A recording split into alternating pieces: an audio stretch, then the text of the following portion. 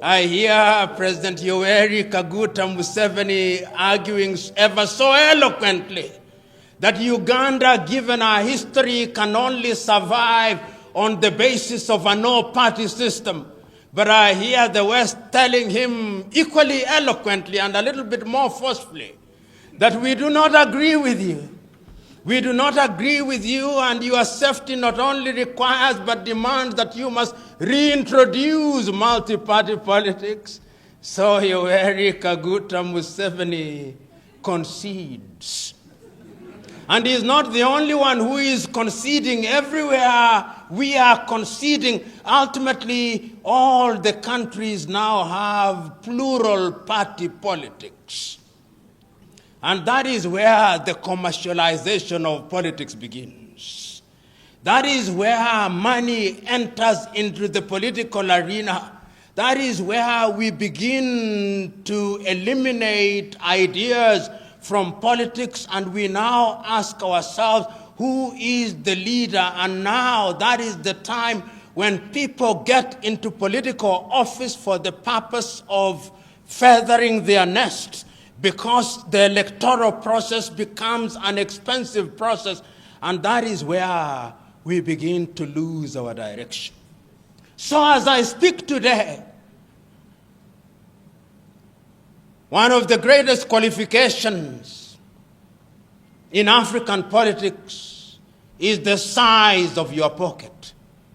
You know, in 1995, the then Tanzanian former head of state, Mwalimu Kambarage Nyerere, was invited by his party, Chama cha Mapinduzi, to speak about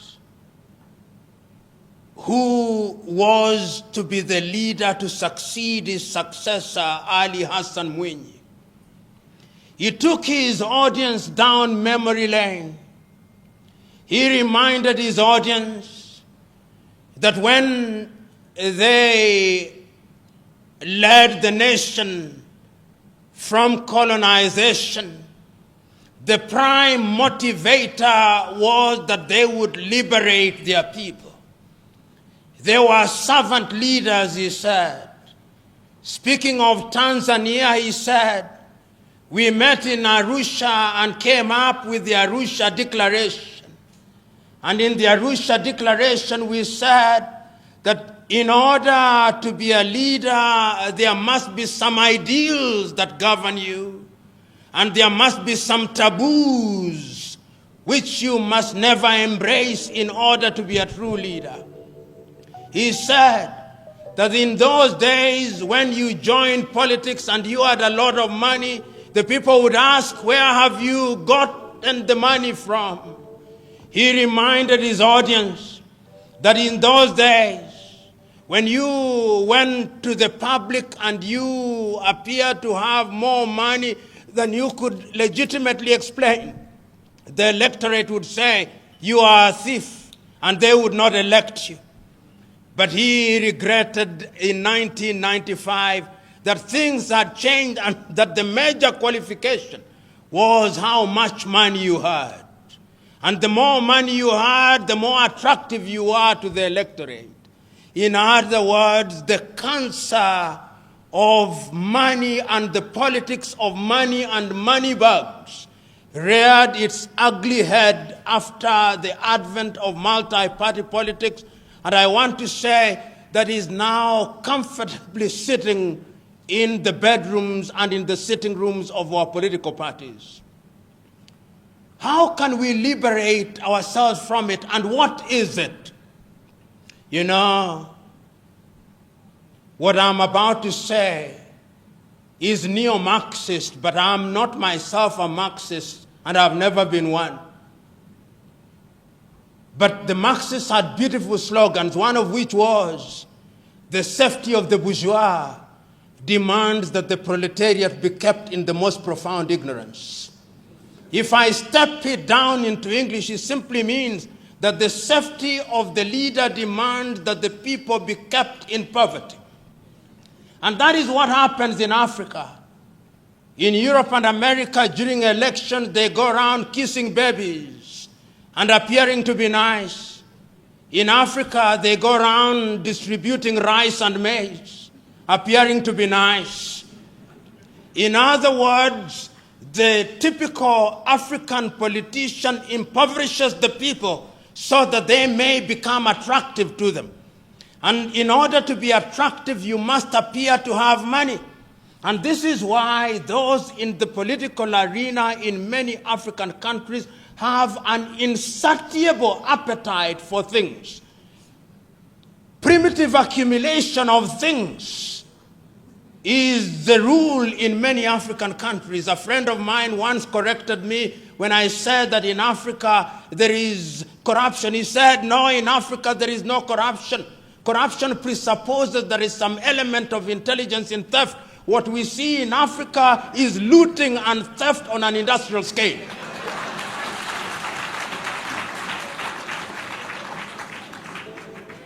And what I'm saying is not new to us. I never knew myself that there is any magic in the ballot box, that today, if I'm a pauper, upon being elected as a councillor or a member of parliament, suddenly my life changes dramatically. In fact, you younger people are now in the business of betting whether one English football team will beat the other, which I discourage. That is not where the jackpot lies. The jackpot lies in you are being elected a member of parliament in many African countries. If you are elected a member of parliament or a councillor in many African countries, that is your passport to El Dorado, the land of gold. And the reason why that appetite is ever so sharpened, the members of parliament who are here will tell you that when they want to retreat to their rural homes like they will on Friday, they cannot just walk into their rural homes. There will be droves of people waiting for them. And when their cars are seen, they say, behold, the mobile ATM has arrived. Behold.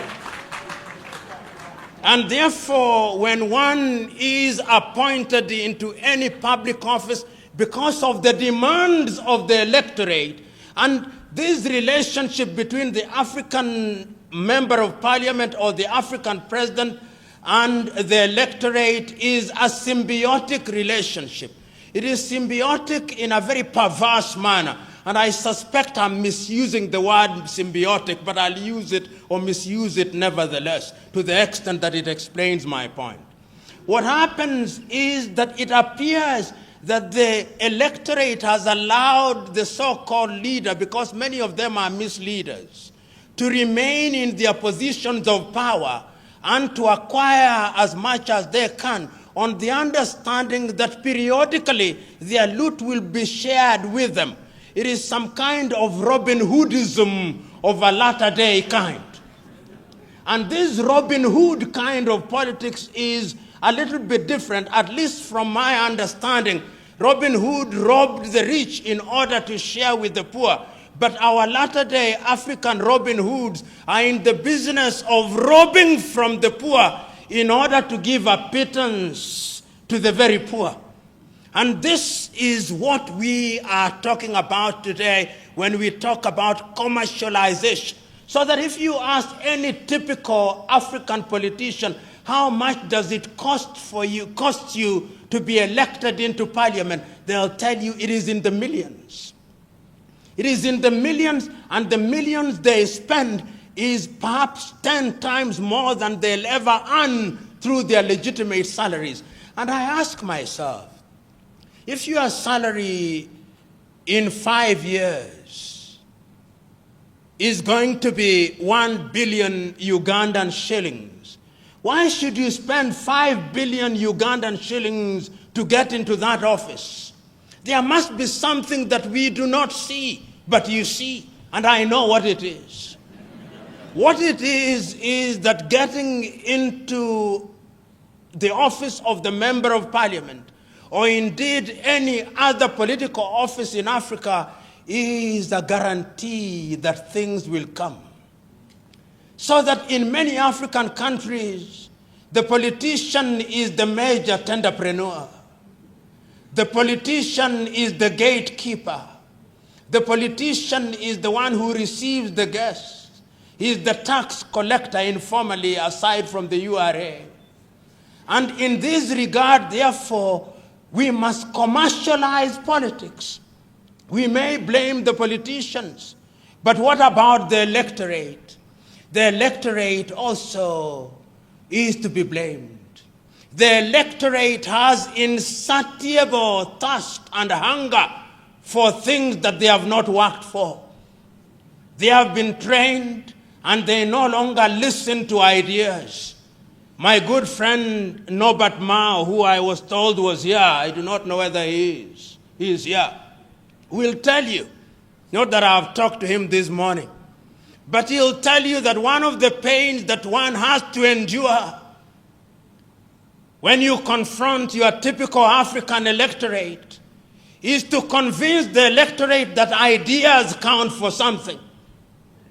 Many times when you address the electorate and you are waxing eloquent, telling them, when I'm elected, I'm going to ensure that we have good health services.